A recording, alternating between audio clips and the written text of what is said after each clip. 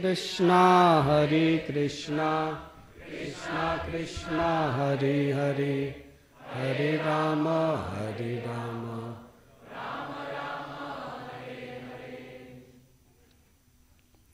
Hare Krishna.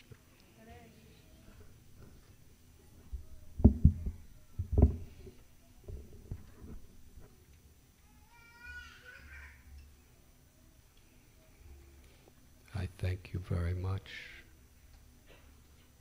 for being here today.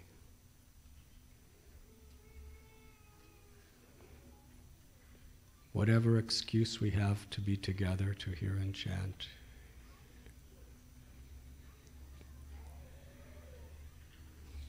it is all right.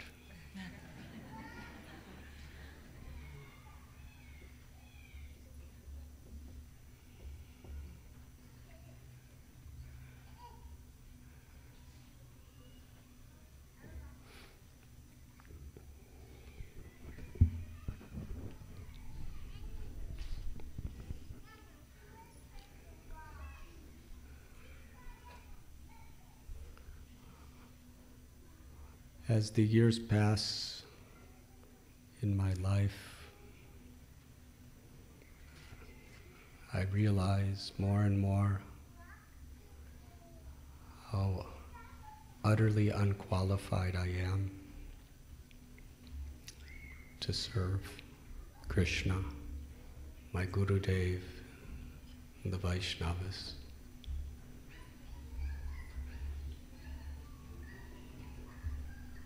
But in that feeling of no qualifications,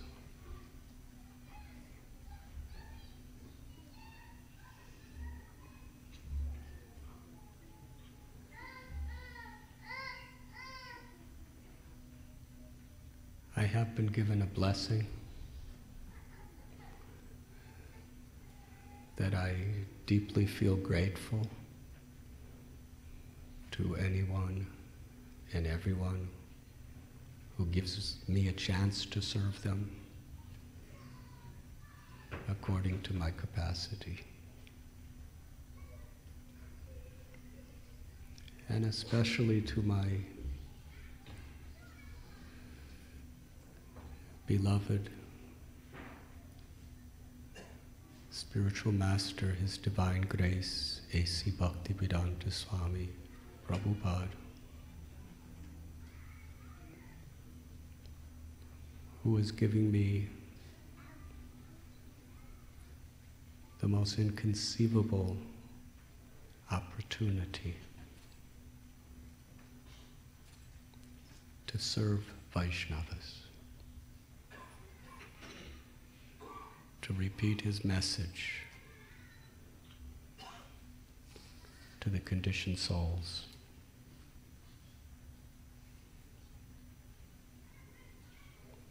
And actually, he's given all of us that opportunity.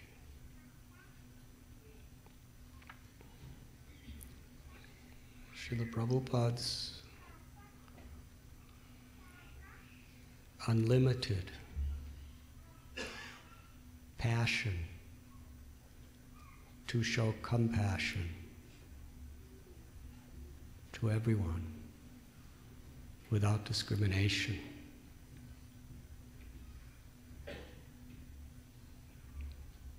is actually our only qualification. Because any one of us,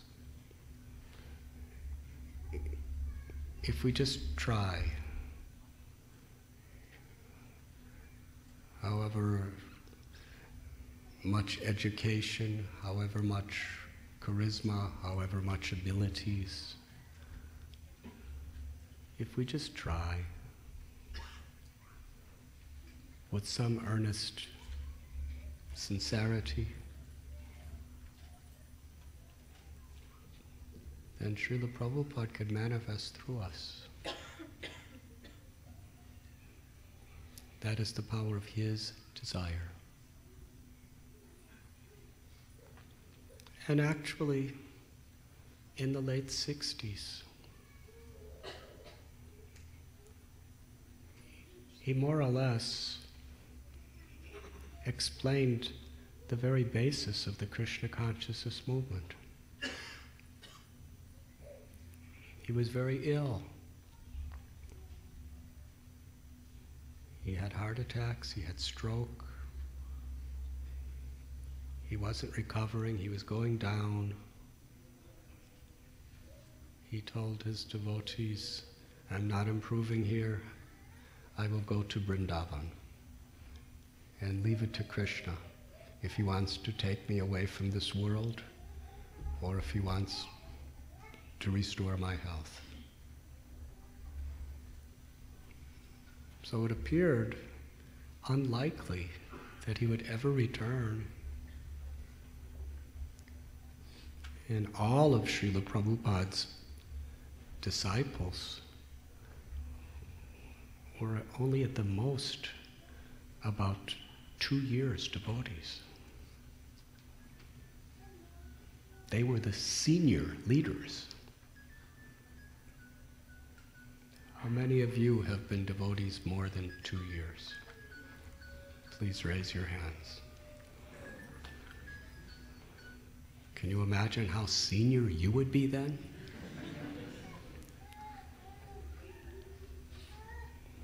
But they were everything. And Prabhupada told them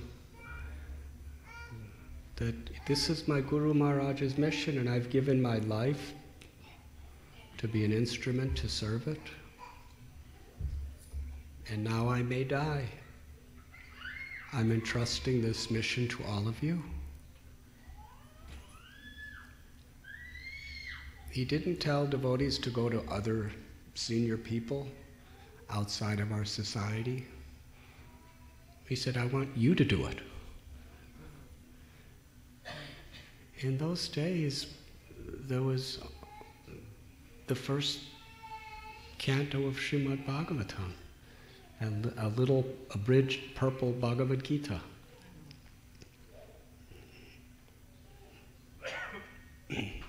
And there were hardly any tapes. There were no such thing. They were reel-to-reel tapes. So people didn't have much access. But he said something it seemed very simple. But when we meditate on the significance of what it really meant, we capture the very essence of bhakti. He said, whatever you have learned, whatever you have heard from me and you learned, just repeat it. And chant these 16 rounds and follow these regulative principles. And in this way, spread this movement all over the world. And he expected them to establish it for generation and generation and generation.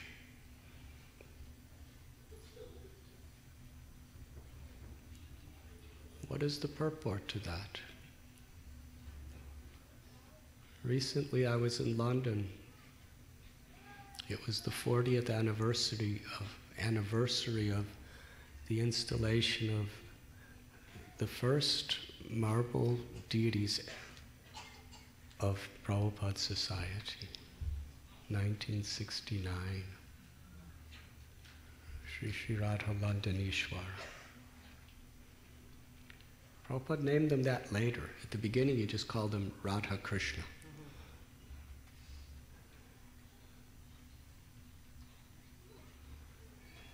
And 4 of the original 6 devotees who went to London were sharing their memories. And I was reflecting as I was hearing from them. They were all devotees only about 2 years.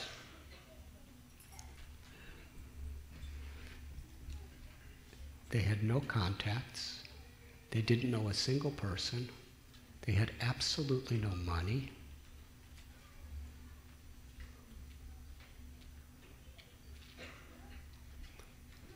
And they were asked to establish the mission in London. And they were grihastas. Mukunda Maharaj, who was then a grihasta, Janaki Devi Prabhu, Yamuna Prabhu, Gurudas Prabhu, Shamsundar Prabhu, Malati Prabhu.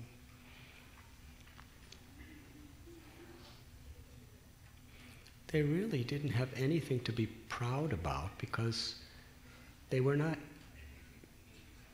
very senior. They didn't have profound mastery over Sanskrit. They just knew some basic things that Prabhupada taught them.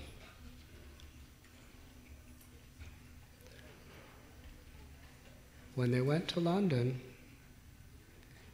they achieved something inconceivable.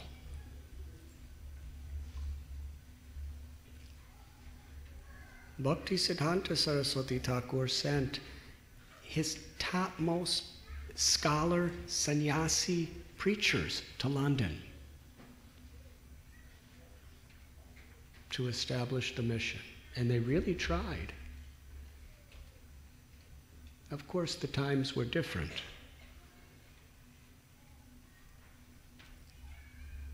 But they were not really able to penetrate. These were people who were born and raised Vaishnavas. And Prabhupada was sending 2-3 years before, these people were taking drugs, having illicit sex. They were hippies.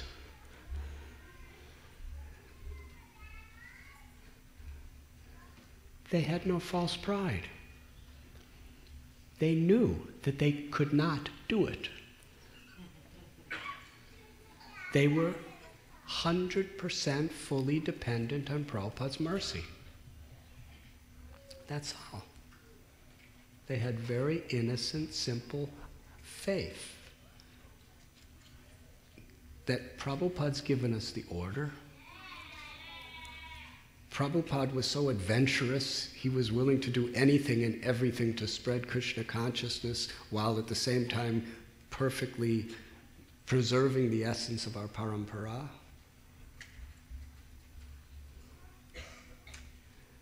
They were just trying to please Srila Prabhupada. That's all. They were nothing, but they just were trying to please Prabhupada with whatever little they received from him.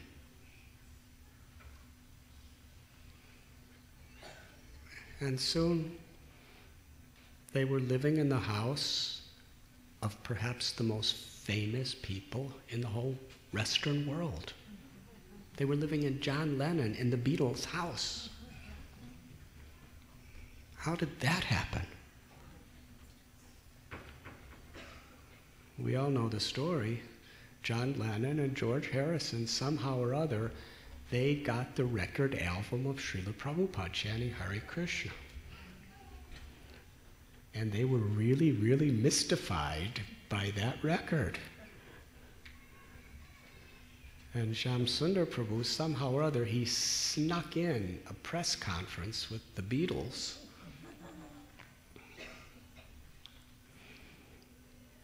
And there were some of the biggest people in London there, and press that was there. And the Beatles came out and just spoke for a couple minutes and then left. Because they weren't into all these press conferences or meeting high people. But after they left, George Harrison came out to the back of the room, ran over to Shamsundar Prabhu and said, "I've been looking for you people." And sat and talked. Shamsundar had a shaved head, from the British perspective, a ponytail, mud on his forehead, wearing these what looked like bed sheets, And here there's lords and ladies and press and television. And George is just talking to this thing. That's what it looked like to the British society. He said, I've been looking for you people. Why was he looking? Because he heard Prabhupada's record. And he was so moved, he wanted to meet the devotees. His heart was already so deeply touched by Prabhupada. And he was absolutely receptive. Devotees,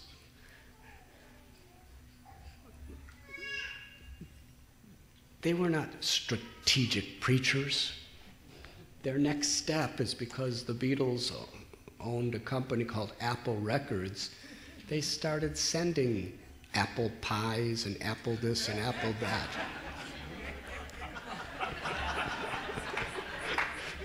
Just try to get their attention.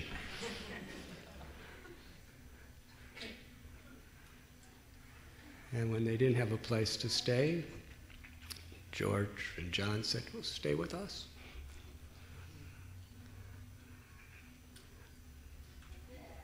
They understood. It was, they just, because they wanted to please Prabhupada, and they had no ulterior motives except to please their guru, Krishna opened all the doors, and one of the most powerful, influential men in the world became a devotee. And a couple months later, they made a record, the Hare Krishna mantra, and it was the #1 fastest growing #1 hit in all of Europe. And all they did is chant Hare Krishna. And their record album was also very, very extremely popular. And soon they were on tour as a famous band called the Radha Krishna Temple. It was really straightforward.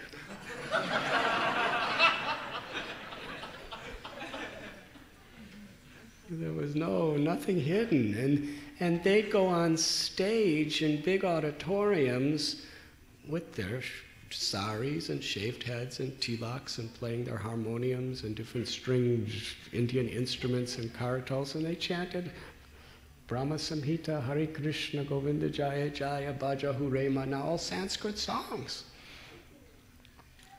And they were so popular that some of the biggest bands of the 60s who had #1 hits, they were the warm-up band for the Radha Krishna Temple.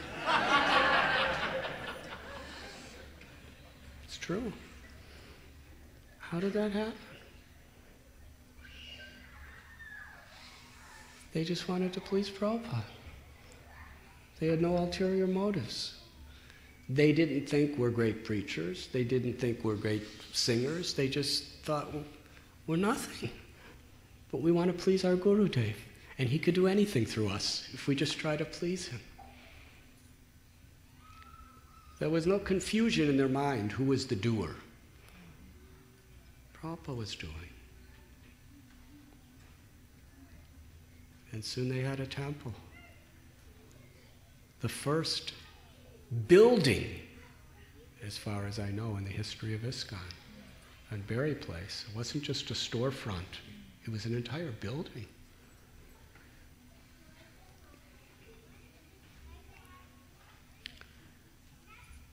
And within a year or so, 5 or 6 story building, it was so flooded and filled with new devotees. Not imported from Russia or India, but homegrown. They were just taking people off the streets who never heard anything about Krishna and transforming their lives, and there were hundreds of people becoming devotees. And then Prabhupada came and saw, they have a whole building, and it was so overcrowded, devotees were sleeping on the stairs. That's how crowded it was. There was no other space. And Prabhupada had to share the bathroom with almost everyone. And Prabhupada was happy. They wanted to arrange another place for him, said, no, I'll stay with the devotees.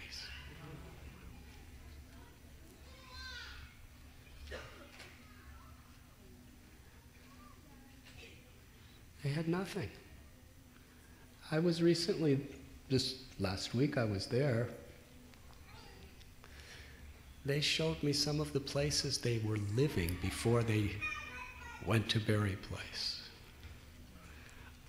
One was a warehouse. And Gurudas and Shamsundar Prabhu were saying how Malati Devi and the little baby Saraswati were living in an empty refrigerator box. That means a cardboard box that was used for shipping a refrigerator. The refrigerator was not there. They didn't get the refrigerator, but they got the box. She was living there. And it was in a storefront. And Guru Das was saying, and Shamsundar, sometimes they would go because it was like a kind of a garage thing, that there would be snow covering the box in the winter. But they wanted to please Prabhupada. And a couple years later, Prabhupada said, we need more space. So George Harrison bought them Bhaktivedanta Manor, entire mansion. With lawns and gardens.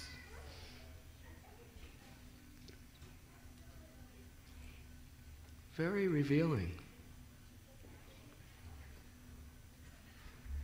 They did more than most anybody has done ever since. And I was just meditating on why. Perhaps it was because they had no false egos about being great devotees. They just understood we're completely depending on Prabhupada's mercy, and we want to please him.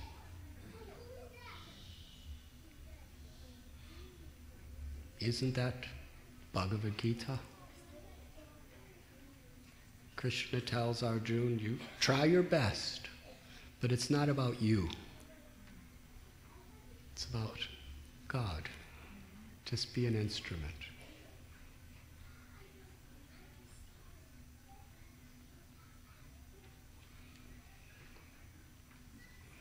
So this feeling of being disqualified is a blessing in the sense that although oftentimes we're very much embarrassed by our shortcomings and deficiencies, we really have to pray for mercy and just try to please our Guru Maharaj and just try to please and serve the Vaishnavas. And if something good happens, it's ecstatic because it's not about you. It's not a very happy thing when it's about you or me. But when you feel a certain magic, that the grace of my Guru Maharaj and Krishna is changing these hearts, and I happen to be here somehow or other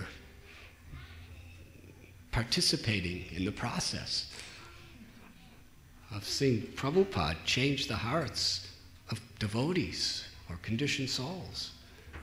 That's magic. What am I doing here? Why me?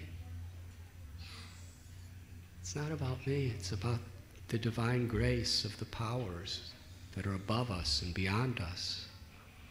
that could manifest through any of us. If we just believe that we're unqualified and just try to please our Guru and Krishna, just try to serve the Vaishnavas.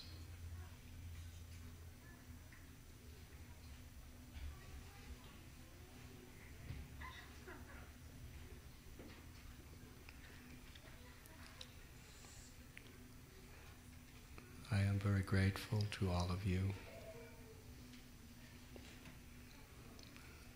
for accepting Prabhupada's mercy, the mercy of our Guru Parampara, and allowing me to participate in my efforts to serve you. Thank you very much.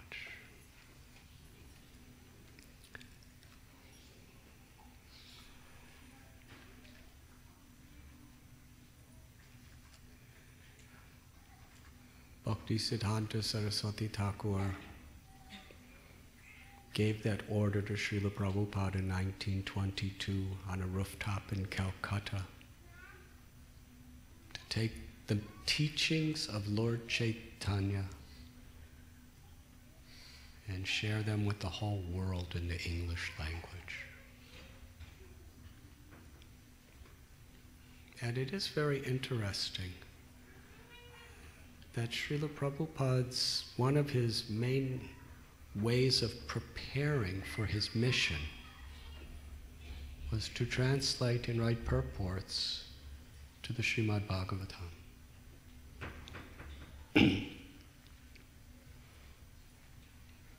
He was living in Sri Radha Damodar Temple. For years, I believe it was 1944 or something, he began Back to Godhead magazine, and how he worked to do that.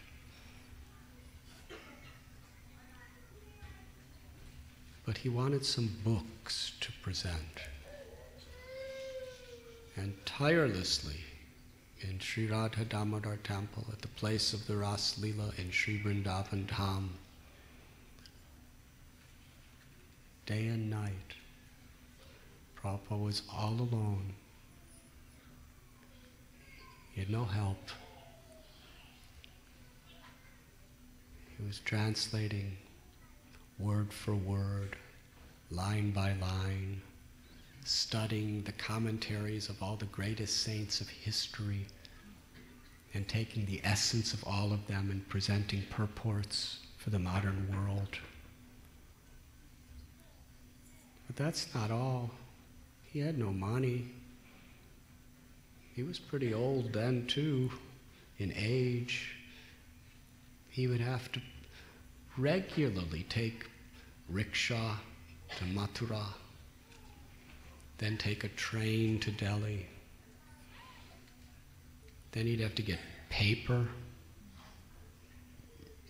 Now, here in America, we think, what's so hard about getting paper? But in those days, it was a very, very highly political, complicated, difficult process to get paper.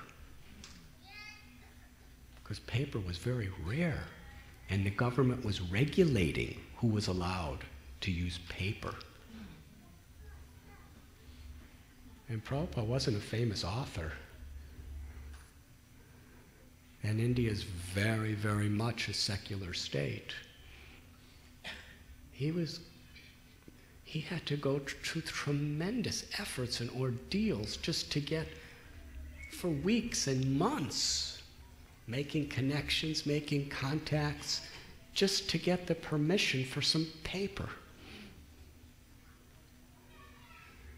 And he had no money to buy it. He had to beg the publisher to lend him the money for the publication. He said, after I sell my books, I'll pay you back. This is a pretty big risk. Something that's never been done. Who's going to buy it? It's the first time that Bhagavatam was ever translated into English.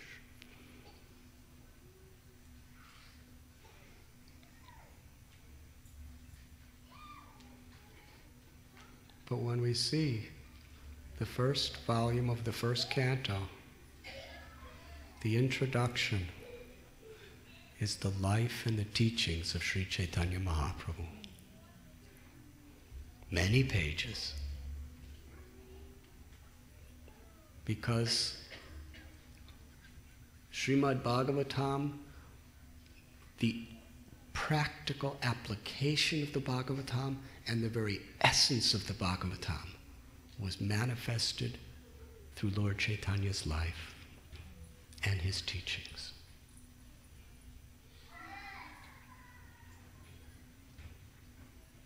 This year, we are celebrating the anniversary of 500 years since Sri Chaitanya Mahaprabhu accepted the sannyas order.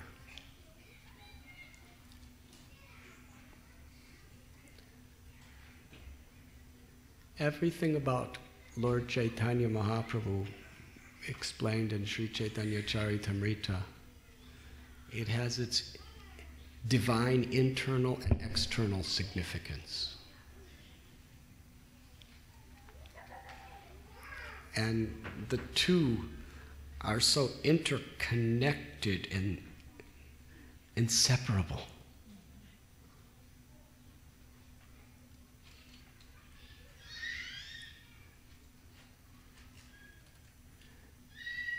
I'd like to just speak for a few minutes about the initial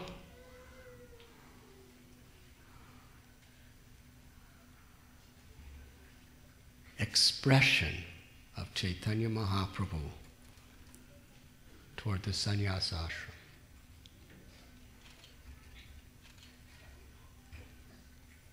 He was doing Nam Kirtan at first with his most intimate associates at Srivas Angam. And there were so many very learned, powerful Brahmins and others who hated the devotees, and especially Lord Chaitanya. They were envious of him because he was not helping their business.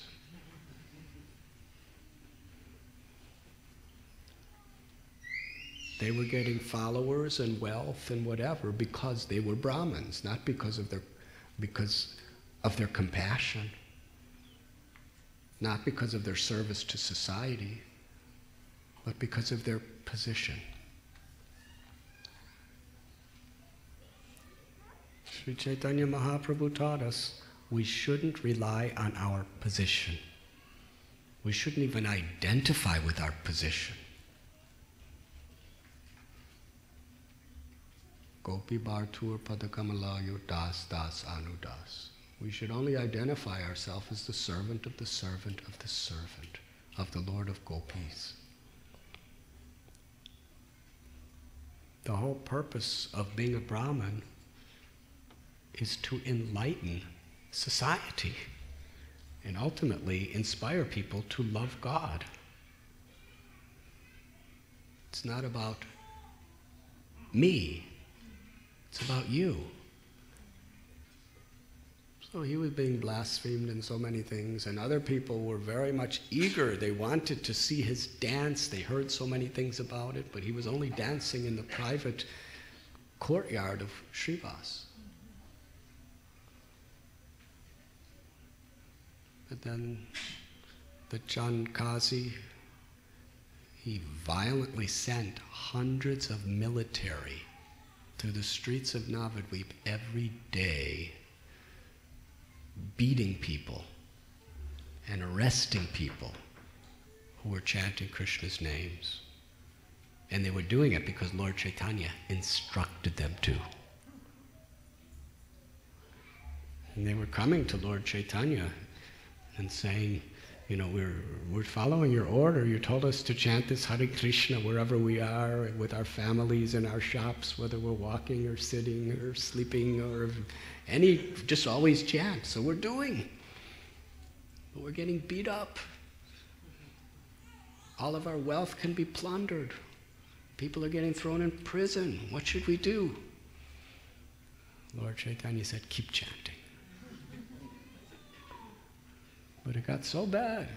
Chand Kazi was so angry and so violent. He broke mridangas. And in that stage, Lord Chaitanya said, tonight, I will lead the Nam Kirtan procession. Let us see what Chand Kazi does to me. I will stand at his doorstep like death personified. And if he does not surrender, I will burn his house down. Now, here's just the Brahmin speaking about the military governmental leader who has armies.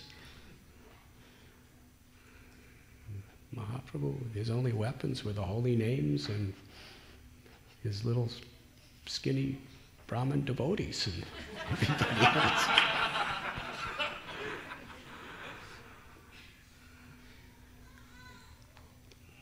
And he led that kirtan, and millions of people joined it. They were so attracted. So he was very, very successful. But there were a few people who were really seriously criticizing him. They were envious. They were even plotting, making conspiracies to punish him, to beat him.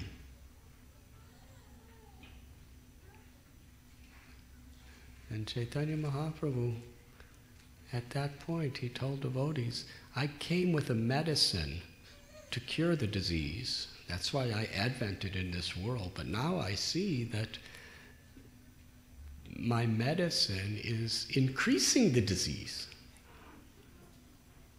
And then he laughed. Nobody could understand what it meant except Nityananda Prabhu. He was thinking, my Lord is going to take sannyas.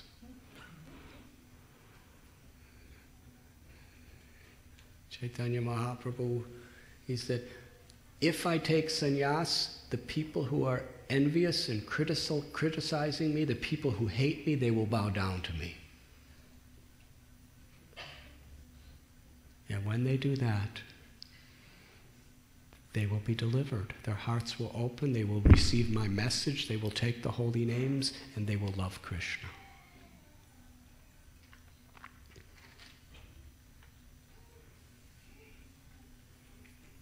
When he explained it to some of the devotees were mortified. You're going to leave your wife, your mother, your house, your friends, your everything to be a wandering mendicant sannyasi for those people? So yes, on one level, and let's try to understand this from the perspective of love and compassion. He took sannyas so that he could reach more suffering people and give them real happiness.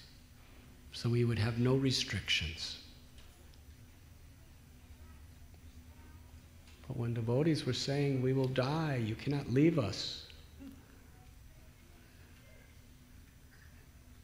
in Sri Chaitanya Bhagavad, he responds by explaining something very deep. He said, I'm taking sannyas because Krishna's calling me. I'm burning in the fire of separation from Krishna. I cannot live if I do not respond to his call. Don't try to stop me.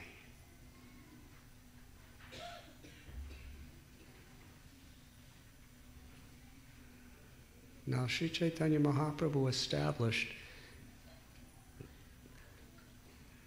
that the mood of a sannyasi among his followers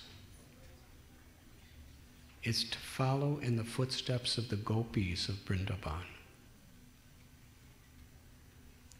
The gopis were simple village girls, young village girls. They would milk cows, they would cook, they would go to the wells or the kunds and fill it with water from the Yamuna and put the clay pots on their heads and sing songs and bring them home. This was gopis. Now for some sannyasis, taking sannyas means to become God. Lord Chaitanya said to take sannyas is to follow in the footsteps of the gopis. What was their renunciation? On the full moon night of the month of Sarat, Krishna played his flute in his form of Gopinath or Murlidhar. Although he was playing his Bamsi flute, not his Murli flute that night.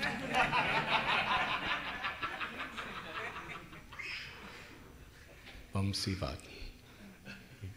Bamsidhar. He was playing his fifth note. The fifth note of that flute, it filled Vrindavan.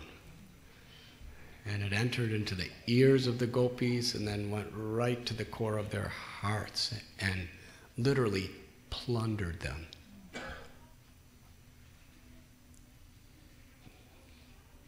What does that mean?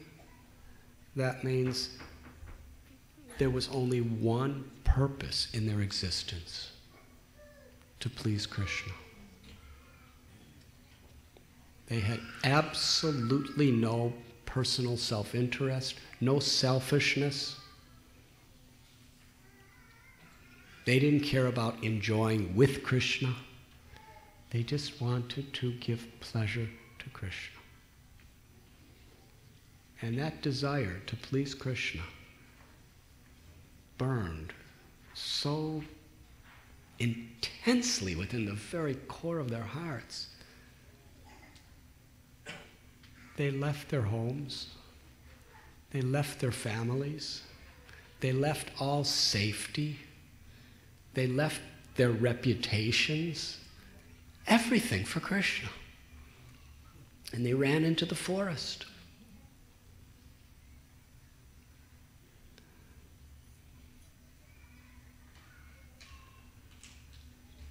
Lord Chaitanya taught us this is what sannyas is. With no selfish trace within our heart.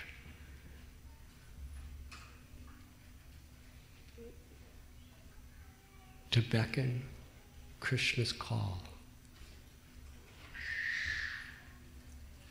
To be willing to leave everything and anything to please Krishna. That's what gopis did. And that was actually the mood of Chaitanya Mahaprabhu taking sannyas. Because he was in the mood of Srimati Radharani, a devotee, the greatest of devotees. And as a devotee, following in the footsteps of the supreme of the gopis, everything for Krishna. Such risk, such sacrifice. If we put the two together, what pleases Krishna most?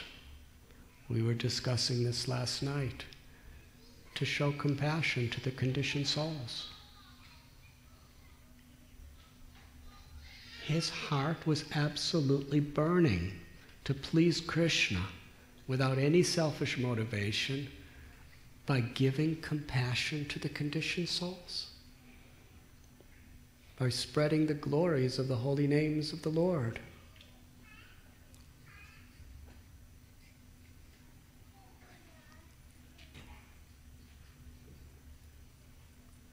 It was on Makara Sankranti, January 14th, which is coming up next month. 500 years ago, that Sri Chaitanya Mahaprabhu left the most beautiful goddess of fortune in the form of his wife, his most beloved mother, Sachi, for us. If he didn't do it, we would have had no hope or chance of receiving this love of the gopis that he was giving.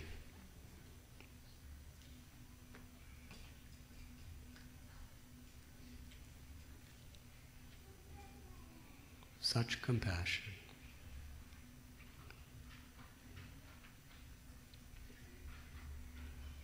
So really, what does it mean to be a devotee? What does it mean to be, or to spread Krishna consciousness? It means to have no ulterior motives. Just to try to please Krishna. Yasya prasadad bhagavat prasada. Just to try to please our Guru. And how do we please the Guru? By pleasing the Vaishnavas and sharing this great message with others.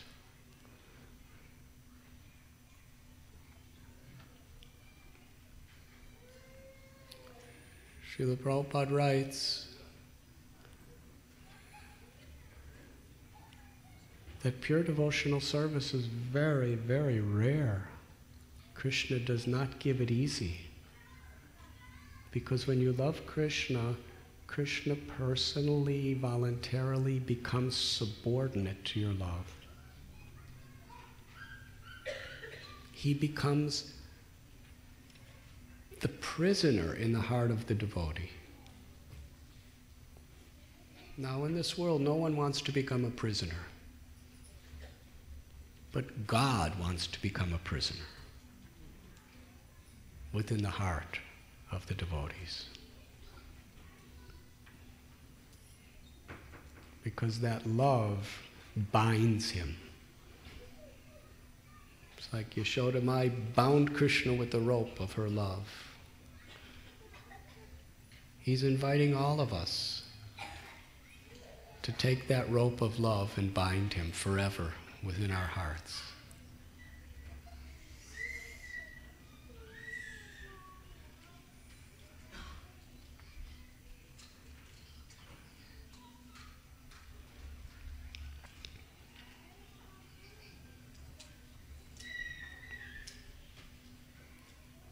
And he's teaching us how. By being the servant of the servant. By having no ulterior motives. And therefore, pure devotional service is very rare. But Prabhupada says very simply, if one is sincere and serious, without ulterior motives, Krishna easily gives it.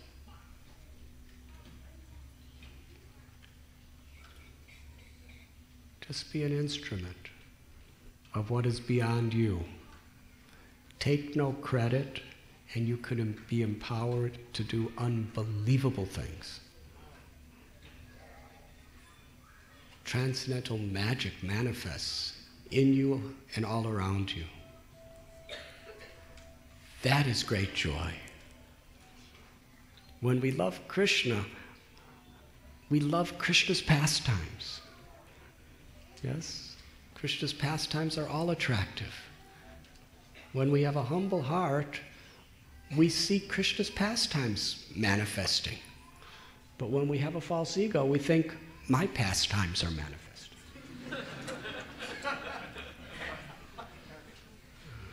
Which is better?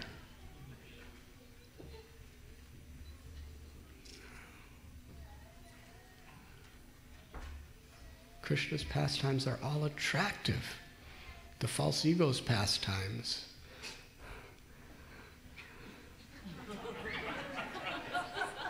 they are the cause of all suffering. They're the root cause of all bondage and pain, is the false ego. So why are we so concerned about our false ego's pastimes? But Krishna's pastimes are unlimitedly ecstatic. They free us from all suffering forever.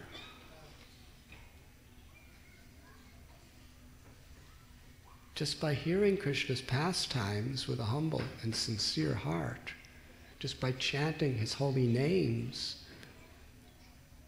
even one time,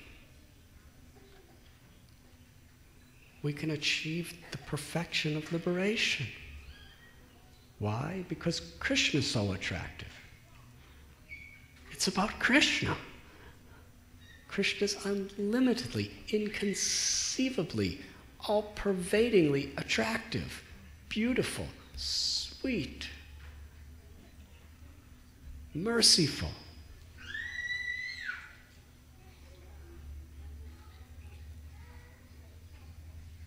Krishna's attractive qualities are described to be like an ocean that has no shores and no bottom. Can you imagine? We have seen the Pacific Ocean, the Atlantic Ocean, but those are like little puddles of water. They have a bottom, and they have shores, so many shores. But Krishna's attractive, merciful, loving qualities are an ocean with no bottom and no shores.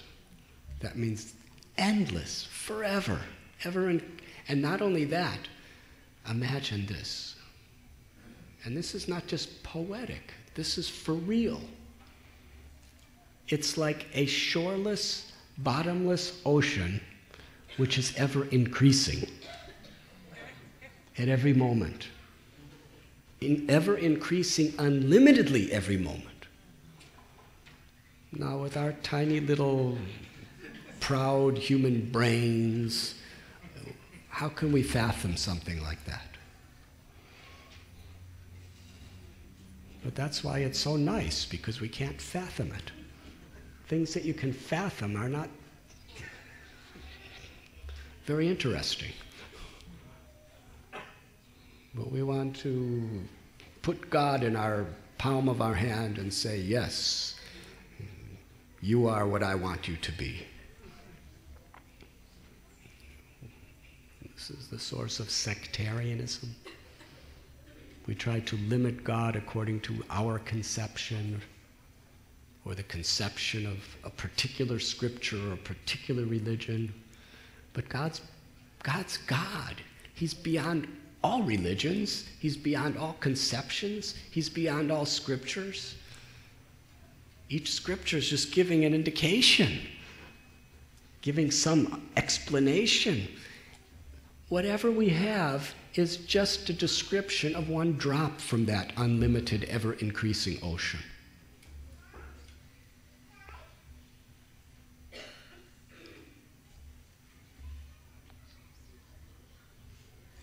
So that is why Krishna is all attractive. How we become mesmerized by something beautiful in this world. Now, according to our egos, we have different ways we become attracted to beauty. Yes. In Bombay, there are millions of rats.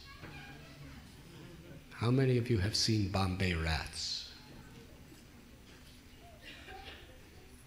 They're usually about this big. And they're about this fat. And when you see them at night, just kind of creeping around.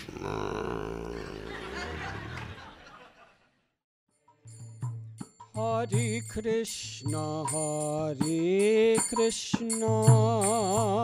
Krishna Krishna, Hare Hare, Hare Rama,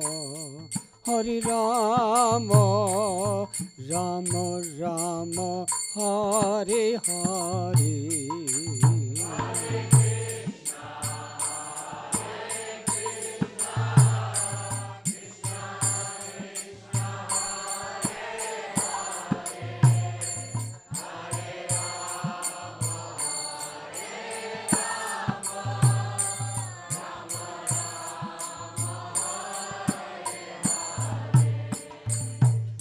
Hare